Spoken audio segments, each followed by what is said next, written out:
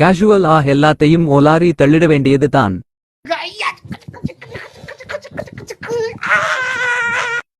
Code movie ரிலீஸாக கிட்டத்தட்ட 1 week ஆயிடுச்சு. So இப்போ அந்த படத்தோட போஸ்ட் கிரெடிட் சீன் எக்ஸ்பிளைன் பண்ண கரெக்டாக இருக்கும்னு நினைக்கிறேன். ஸோ இந்த போஸ்ட் கிரெடிட் சீன்ங்கிறது உண்மையாக ஒரு பிளாஸ்ட் ஆட்சி திட்டத்தில் பார்க்கும்போது வேறு லெவல் மொமெண்ட்டாகவும் இருந்திருக்கும். ஸோ அந்த போஸ்ட் கிரெடிட் சீன் ஏங்க அப்பியர் ஆச்சுங்கிறது மட்டும் இல்லாமல் அது தொடர்ந்து இந்த படத்தோட பாட்டு வந்தா, அதாவது கோட் விஸ் ஓஜி வந்து அதோட கதை எதை நோக்கி போகும் அப்படிங்கிறத நம்ம இந்த வீடியோவில் ஃபுல் அண்ட் ஃபுல் எக்ஸ்பிளைன் பண்ண போகிறோம்.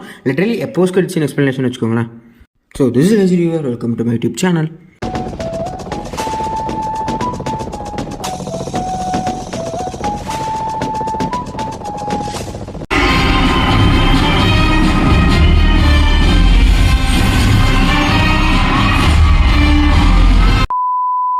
ஃபர்ஸ்ட் ஆன்லைன் பார்த்து சொல்ல பார்த்தா கதை பெருசாலும் ஒன்றும் இல்லை. ஹீரோ வந்து நம்ம வில்லன் வந்து ஹீரோவால் ஒரு விஷயத்தை அஃபெக்ட் ஆக போறாரு. ஸோ அந்த வழியையும் அந்த அவமானத்தை திரும்ப ஹீரோ கொடுக்கணும்னு நினைக்கிறவர் என்ன பண்றாருன்னா, நம்ம ஹீரோட பையனை ஹீரோக்கு தெரியாம கடத்தி வைக்கிறது மட்டும் இல்லாமல் ஹீரோ பொறுத்த வரைக்கும் ஹீரோட பையன் இறந்துட்டாங்க அப்படின்னு நம்பவும் வைக்கிறாரு. அதுக்கப்புறம் அந்த பையனை தூக்கிட்டு போய் ஒரு மாஃபியா டீம் கிட்ட விட்டு அவனுக்கு வலி மட்டும் தான் ஞாபகம் இருக்கணும் அப்படிங்கிற மாதிரி சொல்லிடுறாரு. பிகாஸ் அந்த சின்ன பையன் பண்ணாலும் அந்த வலியும் வேதனையும் கொடுக்கக்கூடிய அந்த டார்ச்சர்லையும் அந்த பயத்திலையும் அவனுக்கு அந்த ஃபிளாஷ்பேக் சீக்வன்ஸ் எல்லாமே மறந்துடணும் அப்படிங்கிற மாதிரி ஒரு விஷயத்தை தான் கொடுக்குறாரு. அவர் எதிர்பார்த்த மாதிரி அதை நடக்க செய்து கரெக்டான ஒரு சீக்வன்ஸ்ல அந்த டீமை கொண்டுட்டு இவர் அவனை காப்பாற்றுற மாதிரி நாடகமாக ஆடுறா. அந்த பையன் நம்பிடுறான். ஸோ அவனை வந்து தான் பையனாவே சொல்லி தான் பையனாவே வளர்க்கவும் வைக்கிறாரு. ஏன்னா அவன் வளர்ந்ததுக்கு அப்புறம் தன்னோட ரிவெஞ்ச் அவன்கிட்ட மொத்தமா சொல்லி ஹீரோவுக்கு எதிராகவே ஹீரோட பையனை வில்லனை தட்டி விடாது. அதுக்கப்புறம் என்ன நடச்சுருங்க அந்த படத்தோட மொத்த கதையாவே ஃபீல் பண்ணியிருப்பாங்க இல்லையா.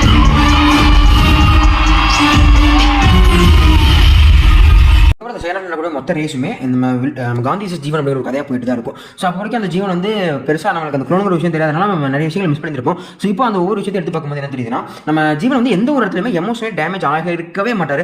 ஈவன் எந்த எக்ஸ்ட்ரீமுக்கு போனாலும் சரி, அவர் லவ் பண்ண கொள்ற சீக்வன்ஸ்ல இருந்து அவர் அம்மா தங்கச்சின்னு சொல்லி எதை மோட்டிவேட் பண்ணாலும் அவர் எமோஷனலே டேமேஜ் ஆகிருக்கவே மாட்டார்.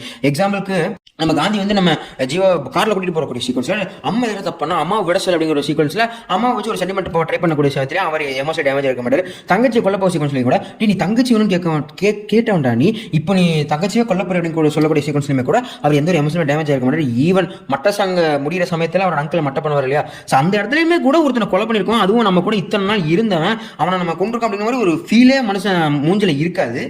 பட் இந்த அளவுக்கு எமோஷனல் ரூத்லெஸ்ஸாக இருக்கக்கூடிய ஒருத்தன் கிளைமேக்ஸ்ல நம்ம மோகன் வந்து விஜய் கிட்ட மாட்டிடான்னு தெரிஞ்சோன்னே அவ்வளவு தூரம் எமோஷனலாக இருந்திருப்பாரு. ஸோ அவர் அந்த அப்பான் கதை கூட சீக்வன்ஸ்ல அந்த இடத்துல தான் வரும் இல்லையா. ஸோ அந்த சீக்வன்ஸ்ல எதுக்கு அவ்வளோ எமோஷனல் ஆகணும்? எமோஷனலே இல்லாத ஒருத்தன் எதுக்கு அந்த அவ்வளோ எமோஷனல் ஆகணும்?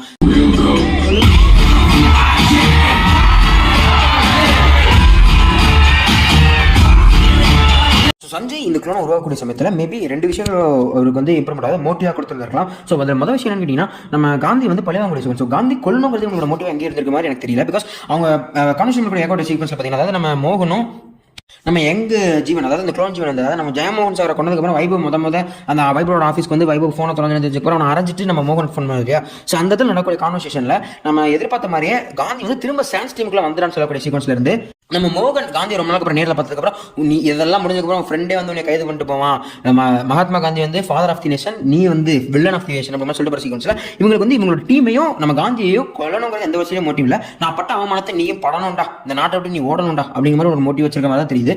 ஸோ அதில் எதிர்பார்த்த விஷயமா நம்ம ஜெயமோகன் சார் இது முதல்ல கெஸ் பண்ணதுனால அவரை கொல்லக்கூடிய சீக்வன்ஸ், அப்போ வேற வழியிலாதனால பிரசாந்த் சாரை கொல்லக்கூடிய சீக்வன்ஸ் அண்ட் மீனாட்சி வந்து சொல்லி இந்த இடைப்பட்ட இடத்துல நடக்கக்கூடிய எல்லா டெத் சீக்வன்ஸுமே இந்த விஷயம் நடக்கக்கூடிய ஒரு மூவ்மெண்ட் தான் இருக்கும். எதுவுமே மோட்டிவாக நடக்கக்கூடிய ஒரு கொலையாக இருந்திருக்காது. அதாவது அவங்கள கொல்லணுங்கிறது அவங்களோட ஸ்டார்டிங் முடிவு கிடையாது. இந்த விஷயம் தடப்பட்ட குழந்தைங்களுக்காக கொள்ள மாதிரி இடையில நடந்த மாதிரி தான் இருப்பாங்க. பிகாஸ் அதுக்கு எதாவது மாதிரி ப்ரோக்ராம் பண்ணியிருப்பாங்க. அதே மாதிரி இவர் எந்த ஒரு இடத்துலையுமே எமோஷனல் டேமேஜ் ஆகிருக்க மாட்டார், பட் எக்ஸப்ட் அந்த மோகன் சீக்வன்ஸ் தவிர்த்து. ஸோ அதுக்காக தான் இந்த 2வது மோட்டிவ். மேபி நம்ம சஞ்சயை ஒரு உருவாக்கக்கூடிய சமயத்தில் ஒரிஜினல் சஞ்சயை பொறுத்த வரைக்கும் மோகன் ரொம்ப ரொம்ப முக்கியம். அதாவது இந்த ராஜீவ் மேனன் கேரக்டர் ரொம்ப ரொம்ப முக்கியமான ஒரு கேரக்டர். ஸோ அவர் தான் வளர்த்துருக்காரு. ஸோ அவருக்காக தான் இந்த ரிவெஞ்சன் நடக்குது. ஸோ புரியுதா, அவருக்காக தான் இந்த ரிவெஞ்சன் நடக்குது. ஸோ அவர் தான் ஒரு முக்கியமான கேரக்டர். ஸோ அவர் வந்து இப்போ இந்தியாவுக்கு வராரு, காந்தி நேரத்துக்கு பார்க்கணும், அந்த பழிவாங்க நேரத்தில் பார்க்கணும் ஆசைப்படுற சமயத்தில் அவருக்குன்னு ஒரு பாதுகாப்பு வேணும் இல்லையா. ஸோ இவர் அங்கிளை நம்பி அந்த மாதிரி டீம்லாம் நம்பி பாதுகாப்பு முடியாது. ஸோ ஜீவனுக்கு வந்து இவர் தான் அவரோட அப்பா, இவர் பாதுகாக்கணும்னு சொல்லி இன்னொரு மோட்டிவ் கொடுக்கக்கூடிய சமயத்தில் குளோனுங்கிற விஷயத்தை வந்து மோட்டிவ் பண்றது ரொம்ப கஷ்டம். ஒரு தடவை சொல்லி நிறுத்த முடியாது, அதை திரும்ப விதைக்கணும். அதை நீங்க ஜெமினி மேல பார்த்துருந்தீங்கன்னா சரி தெளிவாகவே அந்த ஹிந்தி கேரக்டர் பண்ணியிருப்பாப்ல. ஸோ ஆனால் விதைச்சிட்டாங்க அப்படின்னா அது திரும்ப எடுக்கவே முடியாது. விதைச்சவனாலேயே அதை அறுவடை பண்ணி எடுக்க முடியாது. அந்த அளவுக்கு ஆழமாக அதை விதைச்சிடும். ஸோ மேபி அதனால அந்த விதைச்சிருக்கலாம். ஏன்னா வந்து இந்த படத்தில் வந்து நிறைய ஓப்பன் எண்டடாக தான் இருந்திருக்கும். லைக் இந்த பிளாஸ்ட் சீக்வன்ஸ் நடக்கிறதுலேருந்து இந்த பணம் வருது அப்படிங்கிற சீக்வன்ஸில் பேசிட்டு இருப்பாங்களே. ஸோ 10 ஓவரில் பணம் வந்தால் காந்தி பணத்தை வாங்கிட்டு வெடிச்சான்னு சொல்லிடலாம். பணம் வரல அப்படின்னா காந்தி பணம் வராத கோத்தில் வெடிக்க வச்சிட்டா அப்படின்னு சொல்லலாம். கூடிய சமயத்தில் பணத்தை எவன் அனுப்புறான், எதுக்கு இந்த பிளாஸ்ட் இந்த சேப்பாக் ஸ்டேடியத்தை பிளாஸ்ட் பண்ணணும், எதுக்காக அவன் பணம் அனுப்புறான், இந்த இதை வெடிக்க வைக்கணும் என்ன நோட்டிங்கிறது எந்த விஷயத்தையுமே சொல்லியிருக்க மாட்டாங்க. அது மட்டும் இல்லாமல் பிரசாந்த் சார் வந்து நம்ம பிரபுதேவா சாரை கொண்டாங்களா இல்லையா, இல்லை அந்த பாத்ரூம் சீக்வன்ஸில் நம்ம மோகன் செத்தாரா இல்லையா, இல்லை அவரை வச்சு எதுவும் பிளான் பண்ணிட்டு இருக்காங்க அப்படிங்கிற மாதிரி எந்த ஒரு சீக்வன்ஸுமே தெளிவாக தெரிஞ்சிருக்காது. மேபி இந்த டேரக்டர் கட்டு வர மாதிரி சொல்லுவாங்க நெட்ஃபிளிக்ஸ்ல. ஸோ அதுல வந்து இதை பத்தின ஒரு ஐடியா கிடைக்கலாம் அதை பார்த்தோம்னா. மற்றபடி இப்போ வரைக்கும் எந்த ஒரு ஐடியா இல்லை. நான் தொடர்ந்து அந்த போஸ்ட் கிரெடிட் சீன் அப்போ தான் ப்ளே ஆக ஆரம்பிக்கும். ஸோ அதை பொறுத்த வரைக்கும் அந்த ஷூட் அவுட்ல இருந்து ஸ்டார்ட் பண்ணுவாங்க. ஸோ அந்த ஷூட் அவுட்ல இருந்து ஸ்டார்ட் பண்ணி சீக்வன்ஸ்ல பார்த்தீங்கன்னா கிட்டத்தட்ட அந்த போஸ்டர் 8 தடவை ஷூட் பண்ணிருப்பாங்க. பட் அதான் அது முத்து பார்த்துருந்தீங்கன்னா ஒரு ஸ்டார் ஷேப் உருவாகிறத நீங்க ஃபீல் பண்ணிருக்கலாம். பட் அதான் அப்படியே அந்த ஃப்ரேம் அவங்க கிட்டே விட்டு போறோம். உங்களுக்கு என்ன தோணுங்க அதை கண்டிப்பாக கமெண்ட் சொல்லிருப்பாங்க. அதை தொடர்ந்து நம்ம தளபதி அவருக்கு கிட்ட பேசிட்டு ஒரு ரூம்குள்ள உள்ள என்ட்ரு ஆகும் தான் தெரியும். ஸோ அந்த மேகனும் நம்ம ஜீவாவும் பேசிட்டு இருக்கும்போது பின்னாடி அவர் ஒரு லேபுக்குள்ள இருக்கிற மாதிரி அவர் பின்னாடி ஆர்ஜினல் டெஸ்ட் போட்டு போற மாதிரி ஒரு சீக்வன்ஸ் காட்டியிருப்பாங்க இல்லையா. எக்ஸாக்ட்லி அந்த சீக்வன்ஸ் இங்க ப்ளே ஆகும். ஸோ அவர் உள்ள வந்து பார்க்கும்போது ஜீவன் 03 அதாவது 3வது ஜீவன் உருவாக்குற மாதிரி அவர் கிட்டத்தட்ட 73% உருவாயிருக்கிற மாதிரியே சொல்லுவாங்க. மேபி கோட் விசஸ் ஓஜி அப்படிங்கிறது T73 உருவாகலன்னு நினைக்கிறேன். அதுக்கு முதல்ல T73 வரைக்கும் படம் இருக்கணும்ல. ஸோ வரும் நான் நம்புறேன். எனக்கு மேபி T69 அப்புறமா தளபதி நடிப்பான ஒரு நம்பிக்கை எனக்கு இருக்கு. உங்களுக்கு தான் சொல்லியிருப்பாங்க. ஸோ அதை வந்து பார்க்கும்போது 73% உருவாக்குறது மட்டும் இல்லாம அவரோட pulse and heartbeat and chromosomes அந்த தாண்டி அவருக்கு டிஎன்ஏன்னு சொல்லி அவரோட மோட்டின் எல்லாமே அங்க இருக்கக்கூடிய நிறைய ஸ்கில்ஸ் காட்டும். ஸோ ஒரு தேட்டர் பிரிண்ட் அதை தாண்டி அதில் பெருசாக எந்த விதமே கிளியரிட்டியா தெரியலங்கிறதுனால என்னால் எக்ஸாக்ட்லி பிரேக் பண்ண முடியல. இதுதான் கண்டுக்காம ஒரு குறியீடும் சரியா தெரியல. ஸோ மேபி ஓடிடியில் வந்ததுக்கப்புறம் என்ன நடக்குதுன்னு பார்க்கலாம். ஸோ இந்த சீக்வன்ஸ் பார்க்கும்போது எனக்கு ஒரு விஷயம் தெரிஞ்சு மேபி நம்ம காந்தியை பழி வாங்குறதுக்கு நம்ம இந்த சஞ்சய் கிட்ட ஏகப்பட்ட எக்ஸெட்ரா சொல்லி ஏகப்பட்ட பிளான் இருந்திருக்கலாம். ஸோ இந்த பிளான் எக்ஸிக்யூட் பண்றது தான் இதில் எதை எக்ஸிக்யூட் பண்றது தெரியாம இருந்திருக்கலாம். ஸோ ஒவ்வொன்றுக்கும் ஒவ்வொரு பிளான் இருக்கலாம். ஸோ அதனால தான் இந்த பிளானை எக்ஸிக்யூட் பண்றதுக்கு குளோனிங் அப்படிங்கிற விஷயத்தை ஒரு டூலா எடுத்துக்கிட்டு ஒவ்வொரு பிளானையும் ஒவ்வொரு குளோன் வச்சு நம்ம எக்ஸிக்யூட் பண்ண நம்ம சஞ்சய் ட்ரை பண்றான்னு நினைக்கிறேன். ஸோ அதனால தான் கிளைமேக்ஸ்ல டேரக்ட் சொல்லியிருக்காரு. So game is over only when I chase it's over அப்படிங்கிற சொல்லியிருப்பாரு. ஸோ இது exactly The game is over, but only when I say it's over.